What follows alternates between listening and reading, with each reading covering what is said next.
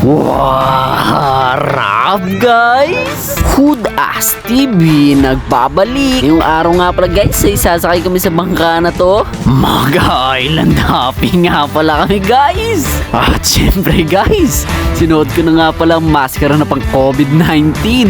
Sumakay na nga kami guys dahil papunta na nga daw kami sa mga isla para naman ma-enjoy namin guys ang aming last day dito sa Cagbalete Island. Kaya naman nagsuot ulit ako guys ng life jacket para naman masigurado natin ang ating kaligtasan guys. Ganon na rin guys ang aking mga pamangkin. 3 bangka nga pala kami guys dahil hindi kami kasya sa isang bangka. At syempre kasama ko sa bangka dito si Makmak at saka si Andre guys na ngayong mapag-ibig na. At sana naman magpatuloy ng love life na itong tropa ko. Pati na rin itong si Makmak na 75 years ng single. At dito nga guys aalis na nga ang aming bangka patungo sa gitna ng karagatan para nga magawa namin guys ang iba't iba nilang activity dito sa Cagbalete Island. Siyempre guys, hanggang dito na lang muna.